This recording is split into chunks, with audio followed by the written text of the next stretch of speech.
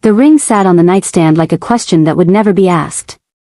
5 carats of black diamonds set in rose gold, designed to sit on the finger of the only woman who had ever made Kang Do-han feel human, now locked inside its velvet box in the dark while the man who bought it stood at the window and tried to remember how to breathe.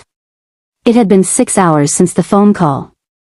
6 hours since Shin Yona's voice had slithered through the speaker like venom and planted a seed of dread so deep in his chest that he could feel it growing roots around his ribs. Something about his father's murder. Something he didn't know. Something that changes everything. Do-han had spent 13 years believing he knew the full truth of what happened the night his father was killed. He had hunted down every person responsible. He had made them pay in ways that still gave Seoul's underworld nightmares. He had built his entire identity on the certainty that justice had been served and that every loose thread had been cut. But now, standing in the dark with the city lights cold and indifferent below him, a single question gnawed at the walls of everything he had built. What if he was wrong? If you didn't watch part 1 of this story, go back and watch it right now because you will be completely lost. And if you're already caught up, smash that subscribe button and buckle in because part 2 is about to break your heart. He didn't sleep that night. By 4 in the morning, Do-han was in his home office, a room in his penthouse that most people didn't know existed, hidden behind a bookshelf that slid open with a fingerprint scan. Inside was a wall of screens, files, photographs, and evidence connected by red thread like a detective's conspiracy board. This was the room where he kept everything related to his father's murder. The official police reports that had been carefully doctored by corrupt officials. The real autopsy photos. The surveillance footage from the warehouse where it happened. The names of every person who had been in the room that night, each one crossed out in black marker except for one. Yoon Jae-sang. The man who had betrayed his father. The man Do-han had personally destroyed when he was 20 years old. He stared at the wall and felt the familiar cold settle into his bones. He had stared at this wall 1,000 times. He had memorized every detail, every connection, every timeline. There was nothing new here. Nothing he had missed. So what did Yona know that he didn't? His phone buzzed. Naomi. Good morning, handsome. Last night was amazing. Dinner tonight? I want to try that new jjigae place in Mapo. He stared at the message. Last night. Before the phone call, they had been on his couch, her legs draped over his lap, arguing about whether Chicago deep dish was real pizza or just bread with ambition. She had laughed so hard she snorted, and the sound had made him feel like his chest was full of light. The ring had been in his jacket pocket the entire time. He had planned to take her to the rooftop garden, to the exact spot where they had their first dinner, and ask her to spend the rest of her life with him.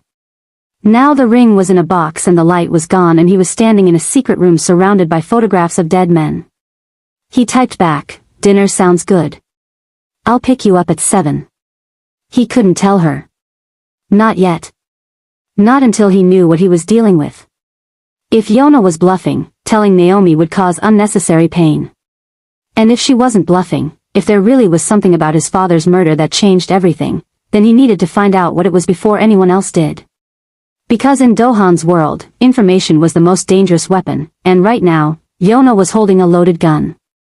He called Wonbin. I need you to find Shin Yona. I don't care where she is. Tokyo, Hong Kong, the bottom of the ocean. Find her. Sir, the Shin family relocated to Osaka after we forced them out. Our contacts there say Mansu is living quietly, keeping a low profile. But Yona has been moving independently. She was spotted in Singapore 3 weeks ago and then again in Shanghai last week. She called me last night. Silence. Then, what did she say? She said she found something about my father's murder. Something I don't know. The silence on the other end was different now.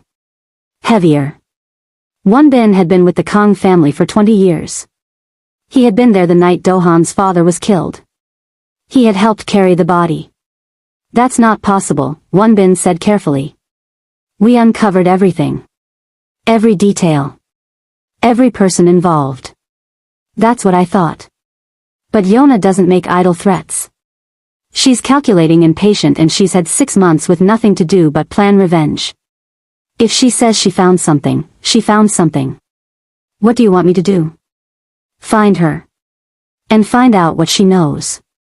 Whatever it takes. He hung up and looked back at the wall of evidence. His eyes drifted to a photograph in the lower right corner, one he had looked at 1,000 times but never thought much about. It was a grainy image pulled from warehouse security footage, showing a car parked outside the building on the night of the murder. The car didn't belong to any of the known players. It had been flagged as unknown and eventually dismissed as irrelevant. Do-han pulled the photo off the wall and stared at it. The license plate was partially visible. He had run it years ago and hit a dead end. But that was years ago. Technology had changed. Resources had expanded. Dead ends could be reopened. He photographed the image with his phone and sent it to his intelligence team with a single instruction: run this again. Go deeper. The next 3 days were a masterclass in deception.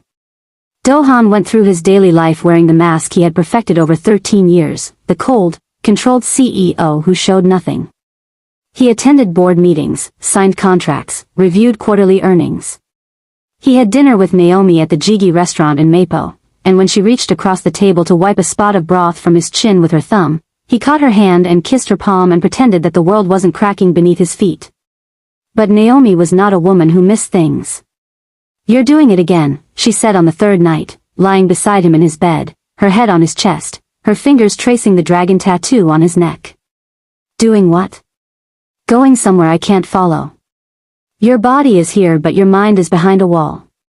I can feel it." He tightened his arm around her. "I'm just tired. The Hanjin acquisition is complicated." She lifted her head and looked at him. Her honey brown eyes were steady, searching, cutting through his lie with the precision of a surgeon. "Do-han. I know what tired looks like on you. This isn't tired. This is something else. Talk to me." He looked at her, and for a moment, the urge to tell her everything was so powerful it almost broke through. But the fear was stronger. The fear that whatever Yona had found would touch Naomi somehow, would change the way she looked at him, would take the one pure thing in his life and poison it. "When I'm ready to talk about it, you'll be the first person I tell," he said. "I promise." She studied him for a long moment, then laid her head back on his chest. "I'm going to hold you to that, Kang Do-han. I know you will." She fell asleep in his arms. He lay awake until dawn. On the fourth day, his intelligence team delivered results. The license plate from the warehouse photograph belonged to a rental car. The rental had been traced to a company called Pacific Bridge Consulting, a firm that had been dissolved 12 years ago. Pacific Bridge was registered in Los Angeles, California, and its sole listed director was a man named Marcus Webb. Do-han stared at the name. It meant nothing to him. He had never heard it before. He ran it through every database he had access to, legal and illegal, and the picture that emerged made his blood run cold.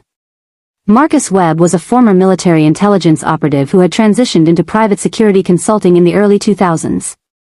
He had worked with governments, corporations, and, according to deeply buried records, organized crime syndicates across Asia. He was a ghost, a middleman who connected people who needed things done with people who could do them. And according to a financial trail that Do-han's team uncovered buried under layers of shell companies and offshore accounts, Marcus Webb had received a payment of $2 million 3 days before Do-han's father was murdered. The payment came from the Shin family. But that wasn't the part that made Do-han's blood run cold. The part that made his hands shake and his vision blur and his chest feel like it was being crushed by a weight he couldn't name was the second discovery. The one his team had flagged with a red marker and the words, "Verify immediately." Marcus Webb had a daughter. Her name was Naomi Carter. The file sat open on his desk. A photograph of Marcus Webb beside a photograph of Naomi. The resemblance was unmistakable. The same honey brown eyes. The same jawline. The same stubborn set of the mouth. Webb had married a woman named Denise Carter in 1996 in Chicago. They had one daughter, born in 1999. Naomi Elise Carter. When Naomi was 3 years old, Marcus Webb disappeared. Denise raised Naomi alone on the south side of Chicago, working 2 jobs, never speaking about the man who left them. Naomi grew up believing her father had simply abandoned them. She didn't know what he really was. She didn't know what he had done. But Yona knew. That was the weapon. That was the bomb she had been building for 6 months in exile. She had traced the same car, found the same ghost, followed the same trail, and arrived at the same devastating conclusion. The woman Kang Do-han loved, the woman he was ready to spend his life with, was the daughter of the man who had helped orchestrate his father's murder. Do-han sat in his office and felt the world tilt sideways. The rational part of his brain, the part that had kept him alive for 13 years, told him to think clearly. Naomi was 3 years old when her father disappeared. She didn't know him. She had no connection to his world, no knowledge of his crimes, no involvement whatsoever. She was innocent. Completely, undeniably innocent. But the damaged part of his brain, the part that had been forged in blood and betrayal and loss, the part that trusted no one and saw conspiracy in every coincidence, that part whispered something different. It whispered, "What are the odds? Out of all the companies in Seoul, all the internships in the world, she ends up at yours? The daughter of the man who helped kill your father, standing in your lobby, smiling at you, making you fall in love with her? Was it coincidence? Or was it design?" He pressed his palms against his desk so hard his arms shook. He closed his eyes and saw her face. The way she smiled at him. The way she held his face in her hands and told him he was safe. The way she looked at him like he was just a person and not a weapon. No. Naomi was not a plant. Naomi was not a weapon. Naomi was the woman he loved, and she was innocent, and he would not, could not, let the sins of a father she never knew destroy what they had built. But Yona would. That was the play. Yona wasn't going to use this information against Do-han directly. She was going to use it to destroy his trust in Naomi.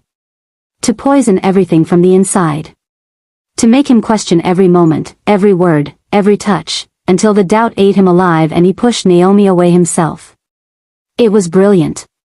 It was cruel. And it was exactly the kind of psychological warfare that Yona excelled at. His phone rang. Blocked number. He answered. "Have you found it yet?" Yona's voice was silk over steel. "Or do I need to send you the file myself?" "I know about Marcus Webb," Do-han said flatly. A pause. Then a laugh, soft and delighted and terrible. "Good. So you know that your precious Naomi is the daughter of the man my family hired to help murder yours. Poetic, isn't it? The great Kang Do-han, who destroyed my family in the name of vengeance, sleeping with the enemy's blood. Naomi has nothing to do with her father." "Oh, I know that. You know that. But does she know that? Does she know who her father really was? Does she know what he did? And more importantly, what happens when the rest of Seoul finds out? When the other families learn that the Kang heir is in love with the daughter of the man who betrayed his own father? Your reputation, your authority, your empire, it all rests on the story of a son who avenged his father completely and without mercy. What happens to that story when people learn you've been sharing your bed with the bloodline of the betrayer?" Do-han's grip on the phone was so tight the screen cracked. "What do you want, Yona?" "I want you to suffer. I want you to feel what it's like to have everything taken from you. But I'm not unreasonable. Walk away from her. Publicly. Humiliate her the way you humiliated my family. And I'll keep this information buried. Refuse, and I send it everywhere. Every family, every news outlet, every corner of Seoul. Your empire will eat itself alive. You're bluffing. Am I? Check your email." He opened his laptop. In his inbox was a message from an anonymous address with a single attachment. He opened it. It was a complete dossier. Marcus Webb. Pacific Bridge Consulting. The financial trail. The Shin family payment. And Naomi's birth certificate, connecting her to Webb by blood, highlighted in yellow. "I have copies," Yona said. "Dozens of them. Ready to send at a moment's notice. You have 72 hours, Do-han. Walk away from her, or I burn everything." The line went dead. Now listen, if your heart is pounding right now, drop a comment and tell me what you think Do-han should do. Should he tell Naomi the truth? Should he walk away to protect her? Or should he fight? Hit that like button and keep watching because what happens next changed everything. Do-han sat in the silence for a long time. The dossier glowed on his screen. The cracked phone sat on his desk. The ring box sat in his drawer. And somewhere across the city, Naomi was probably at her desk on the 14th floor, working hard, smiling at Soyeon, drinking an iced Americano, completely unaware that her entire world was about to be detonated. He had 72 hours. He used the first 12 to do what he did best. Plan. He called Wonbin, Director Choi, and Kwon Sungo to his penthouse for an emergency meeting. He laid everything out. Marcus Webb. The connection to Naomi. Yona's ultimatum. He watched their faces as they processed the information, and he watched carefully, because the last time he had trusted his inner circle, one of them had been a traitor. Wonbin spoke first. Naomi doesn't know. No. You're sure? I'm sure. She grew up without a father. She has no idea who he was or what he did. She's innocent. Director Choi, who had spent months watching Naomi work and who had slowly, reluctantly, grown to respect her, folded her arms. Innocent or not, if this gets out, the damage to the Kang name will be catastrophic. The other families will see it as weakness. They'll see it as poetic justice. The son of Kang Young-ho, in love with the daughter of the man who helped kill him. It writes itself. I'm aware of the optics, Do-han said coldly. Then you know what the smart move is, Sungo said carefully. Distance yourself. Quietly. Before Yona can. No. The word landed like a hammer. Everyone went silent. I am not walking away from Naomi. I am not abandoning the woman I love because a dead man she never knew did something unforgivable 20 years ago. That's not justice. That's not strategy. That's cowardice. And I don't do cowardice. Wonbin leaned forward. Then what do we do? We take away Yona's leverage. The only power she has is the power of the secret. If the secret doesn't exist anymore, she has nothing. Director Choi's eyes widened. You want to go public? With everything? Not public. Not yet. First, I tell Naomi. She deserves to hear this from me, not from Yona, not from a news headline, not from a dossier slid under her door. She deserves the truth, and she deserves to decide for herself what she wants to do with it. And if she can't handle it? Sungo asked. Do-han looked at him with an expression that could freeze fire. Then I'll have lost her honestly. Which is better than keeping her with a lie. He went to her that night. He stood outside her apartment door in Itaewon for 3 full minutes before he knocked. 3 minutes of standing in a dim hallway, holding a folder that contained the worst truth he had ever had to deliver, trying to find the right words for something that had no right words. She opened the door in sweatpants and an oversized hoodie, her braids pulled up in a bun, a sheet mask on her face, and a wooden spoon in one hand. Hey. I'm making jollof rice. Well, attempting. Destiny sent me her mom's recipe and I'm pretty sure I already messed up step 3 but it smells amazing so maybe. She stopped. She looked at his face. The spoon lowered. What happened? Can I come in? She stepped aside. He walked in. The apartment smelled like tomatoes and spice and warmth, and for one aching moment, he wanted to pretend he was here for dinner. That the folder in his hand was a takeout menu. That the world was simple and kind and that love was enough to protect you from everything. Sit down, he said. You're scaring me. I know. I'm sorry. Please sit down. She sat on the couch. He sat beside her. He placed the folder on the coffee table between them but didn't open it. Before I show you this, I need you to know something. Whatever you feel after you see it, whatever you decide, I love you.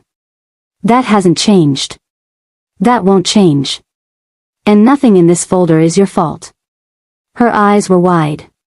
The sheet mask was still on her face, which in any other moment would have been funny, but right now, it made his heart ache because it was so perfectly, painfully her. Do-han, what is in that folder? He opened it. He told her everything. He told her about Yona's phone call. About the investigation his team had run. About Marcus Webb and Pacific Bridge Consulting and the $2 million payment. And then, with his hands shaking in a way they had never shaken before, not when he avenged his father, not when he dismantled the Shin Empire, not ever, he told her that Marcus Webb was her father.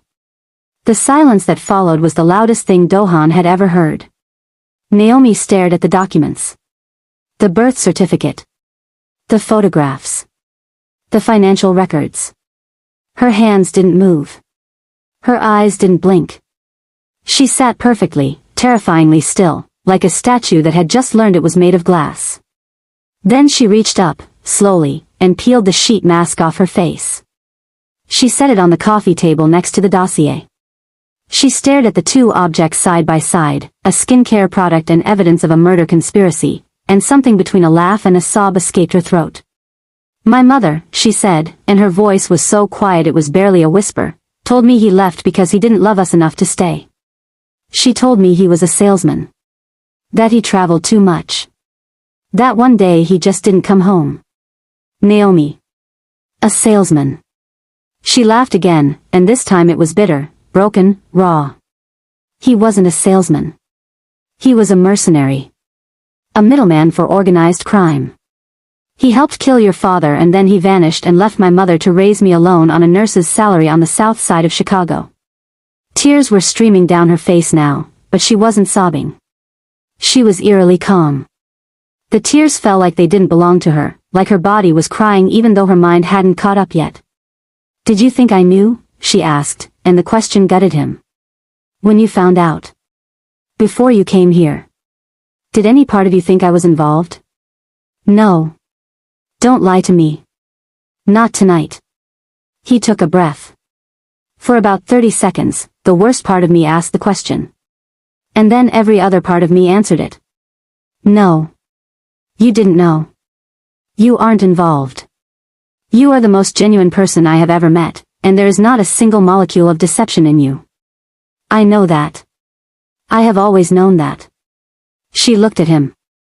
Her honey brown eyes were swimming, but behind the tears, he could see it, that fierce, unbreakable fire that had drawn him to her from the very first moment. So what does Yona want? She wants me to leave you. Publicly. She says if I don't, she'll send the dossier to every crime family in Seoul and every media outlet in the country. And if she does? My reputation takes a hit. My authority gets questioned. Other families might see it as an opportunity to challenge me. It could destabilize everything I've built. So the smart move is to walk away from me. The smart move can go to hell. She blinked. I didn't come here to break up with you, Naomi. I came here because you deserved the truth. And I came here to ask you something. He reached into his jacket. For a moment, her eyes went wide, thinking he was reaching for the ring. But instead, he pulled out his phone and set it on the table. I came here to ask you to fight with me. Not behind me. Not protected in some safe house while I handle things. With me. Because Yona's only power is the secret, and I want to take that power away. I want to go public. Not just with the web connection, but with everything. I want to stand in front of every family, every camera, every person who thinks they have the right to judge us, and tell them the truth. All of it. And then I want to dare any one of them to say that you don't belong at my side. Naomi stared at him. You want to go to war for me. Again. I want to go to war with you. There's a difference. She was quiet for a long time. The jollof rice was burning in the kitchen. Neither of them moved. Then Naomi Carter, the girl from the south side of Chicago who had dropped files on a Mafia king's shoes and shaken his hand like they were at a networking event, the woman who had held his face in her hands and told him he was safe, the woman who had just learned that her absent father was a monster, wiped her tears with the back of her hand, lifted her chin, and said, okay. Let's go to war. Do-han looked at her, and in that moment, he was so in love with her that it physically hurt. But first, she said, standing up, I need to save my jollof rice. Despite everything, he laughed. If you are riding with Naomi and Do-han right now, hit that like button and drop fight in the comments because this couple is about to do something nobody in Seoul saw coming. The next 48 hours were a controlled explosion. Do-han called a summit. Not a business meeting. Not a family gathering. A summit. He invited the heads of every major family in Seoul's underworld, a move so audacious that Wonbin told him, respectfully, that he was insane. You want to gather every person who could potentially be a threat in one room and tell them your girlfriend's father helped kill your father? Yes. And you think this will end well? I think honesty is the last thing any of them expect from me. And in a world built on lies, the truth is the most disorienting weapon you can use. The summit was held at the Kong family compound.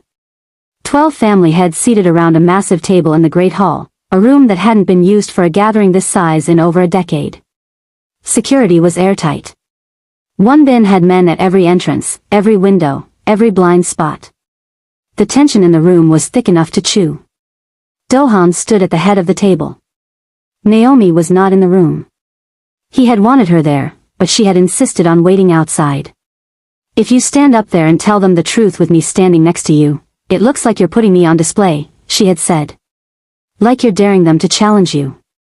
But if you tell them alone, it looks like strength. It looks like a man who has nothing to hide and no one to prove anything to. Let them see you first. Then let them see me. She was smarter than him. He had always known that. He addressed the room. 13 years ago, my father was murdered. You all know this. What you may not know are the full details of how it was orchestrated. The Shin family hired an American operative named Marcus Webb to facilitate the assassination. Webb is dead now, killed in an unrelated incident 8 years ago. But before he died, he left behind a trail. That trail was recently uncovered by Shin Yona, who is using it as leverage against me. The room stirred. Glances were exchanged. The mention of Yona's name brought a ripple of contempt. She had no allies left in this room. The leverage is this: Marcus Webb had a daughter. That daughter is Naomi Carter. The woman I am in a relationship with. The room erupted. Voices overlapping. Chairs scraping. Questions hurled like grenades. Do-han let it happen for exactly 10 seconds. Then he raised one hand, and the room went silent. Because even among kings, Kang Do-han was the one they feared. Naomi Carter was 3 years old when her father abandoned her family. She grew up without him. She didn't know his real name, his real work, or his connection to any of our families. She is innocent. Completely. And I am not here to ask your permission to be with her. I am here to inform you of the facts so that when Shin Yona tries to use this information to destabilize our agreements, you will already know the truth and you will know that it changes nothing. Silence. An older family head named Chairman Go, a man in his 70s with silver hair and sharp eyes who had known Do-han's father, spoke first. You're telling us that the woman in your life is the blood of the man who helped murder your father, and you expect us to believe this is coincidence? I don't expect you to believe anything. I'm telling you what is true and leaving you to draw your own conclusions. But I will say this: if any person in this room, or outside of it, uses Naomi Carter's bloodline as a weapon against her, against me, or against the Kang family, I will respond the same way I responded to the Shin family 6 months ago. And you all saw how that ended. The room was very quiet. Chairman Go studied him for a long moment, then nodded slowly. Your father would be proud of you, Do-han. Not for the threats. For the honesty. He always valued honesty. It wasn't universal approval. Several family heads left the summit with tight expressions and unanswered questions. But the critical mass of support held. The truth was out. The secret was neutralized. And Yona's weapon was now a spent cartridge. 2 hours later, Do-han found Naomi in the garden of the Kang compound, sitting on a stone bench under a cherry blossom tree, her braids catching petals. How did it go? She asked. They know everything. And you're still here. I'm still here. Seoul is still standing. She exhaled a breath she had clearly been holding for 2 hours straight. He sat beside her and took her hand. There's something else I need to tell you, he said. If it's another family secret, I'm going to need something stronger than water. It's not a secret. He reached into his jacket, and this time, he pulled out the ring box. The small black velvet box that had been waiting for this moment through the longest, hardest week of his life. Naomi's eyes went wide. Her hand flew to her mouth. Do-han. I was going to do this on the rooftop. With candles and dinner and a speech I spent 3 weeks writing. But then the world tried to tear us apart, and I realized something. I don't need the perfect moment. I just need you.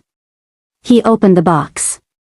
The 5-carat black diamond set in rose gold caught the afternoon light filtering through the cherry blossoms, and it burned like a dark star. Naomi Elise Carter. I have spent my entire life building walls. You knocked every single one of them down with a smile and a handshake and a stack of dropped files. I don't deserve you. I know that. But I will spend every day of the rest of my life trying to. Marry me. Naomi was crying. Laughing. Both at the same time. The petals were falling around them like pink snow, and her honey-brown eyes were the brightest, most beautiful thing he had ever seen. You are the most dramatic man I have ever met in my life, she said through her tears. Is that a yes? Boy, yes. Yes. 1,000 times yes. He slid the ring onto her finger. It fit perfectly. Because of course it did. He had measured her ring size 3 months ago by pretending to compare hand sizes while they watched a movie. He kissed her under the cherry blossom tree, and somewhere inside the compound, Won Bin, who had been watching from a window, turned to Director Choi and said, he did it. Director Choi, who never smiled, smiled. But the story wasn't over. Because Yona had one final move. When she discovered that her leverage had been neutralized, that Do-han had gone public before she could strike, her rage was volcanic. She had spent 6 months planning this. 6 months of digging, scheming, building the perfect weapon. And he had disarmed it in a single afternoon by simply telling the truth. She called Do-han one last time. You think you've won, she said, and her voice was different now. Not silk over steel. Just steel. Cold and raw and desperate. You think you can just stand up in front of everyone and make this go away? I already did. Your father is dead because of her bloodline, Do-han. How can you look at her and not see that? Because when I look at her, I see her. Not her father. Not her bloodline. Not her history. Her. That's something you've never understood, Yona. You've spent your whole life seeing people as tools, as assets, as stepping stones to power. You've never seen a person as just a person. And that's why you're alone in a hotel room in Osaka calling a man who will never want you while I'm standing in a garden with the woman I just asked to be my wife. The silence on the other end was devastating. She said yes, by the way, Do-han added. The line went dead for the last time. Yona did not call again. According to Wonbin sources, she remained in Osaka for another month and then moved to London, where she reportedly started a legitimate fashion business and was never heard from in Seoul's underworld again. Some people said she finally let go. Others said she was simply waiting. Do-han didn't care either way. He had spent enough of his life watching for knives in the dark. He was ready to live in the light. The wedding was held 3 months later at the Kang family compound, under the same cherry blossom tree where he proposed. It was small by choice. Naomi didn't want spectacle. She wanted intimacy. Soi Eon was her maid of honor and cried through the entire ceremony. Destiny flew in from Chicago with Naomi's mother Denise, who took one look at Do-han, sized him up from head to toe, and said, "You better treat my baby right or I will fly back to this country and handle you myself." Do-han bowed so deeply his forehead nearly touched the ground and said, "Yes ma'am." Won Bin was the best man. He stood beside Do-han in a suit that actually fit properly for once and looked like he was trying very hard not to cry, which meant his face looked exactly the same as always. When Naomi walked down the aisle in a white dress with gold accents that caught the sunlight, her braids woven with tiny white flowers, her honey-brown eyes bright and fearless and full of more love than one person should be able to contain, Kang Do-han, the man of black ice, the king of Seoul, the CEO who had never smiled in public, stood at the altar and cried. Not a lot. Just enough. Just 2 tears that slid down his sharp jaw and caught the light. Won Bin pretended not to see. Director Choi, sitting in the front row, did not pretend. She pulled out a handkerchief, dabbed her own eyes, and muttered, "Ridiculous," which was her highest form of affection.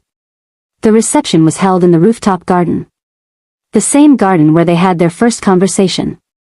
The same table where they had their first dinner. The same spot where Naomi had looked at the most dangerous man in Seoul and seen just a person. Do-han gave a toast. He was not a man of many words in public, so when he stood and raised his glass, the room went silent. I spent my whole life believing that love was a weakness. That caring about someone gave your enemies a weapon to use against you. And I was right. Loving Naomi has been the most dangerous thing I've ever done. He paused. It has also been the only thing that has ever made me feel alive. So to my wife, the woman who dropped files on my shoes and changed my life, thank you for being brave enough to love a man who didn't know he needed it. He raised his glass. The room raised theirs. Naomi grabbed his tie, pulled him down, and kissed him in front of everyone while Soyeon screamed and Destiny recorded it on 3 different phones. And somewhere below them, the city of Seoul glittered in the darkness, vast and alive and full of secrets. But up here, on the rooftop where it all began, there were no secrets left. Just 2 people who had walked through fire and come out the other side, scarred but whole, together, choosing each other over everything. Now listen. If this story made you feel something, if it made your heart race or your eyes sting or your chest feel full, then do me a favor. Hit that subscribe button right now. Hit the like button. Drop a comment telling me what your favorite moment was. Share this video with someone who needs a good love story today. I put my heart into this, and your support means the world. I love every single one of you. Until the next story, take care of your hearts. They're the most powerful thing you've got.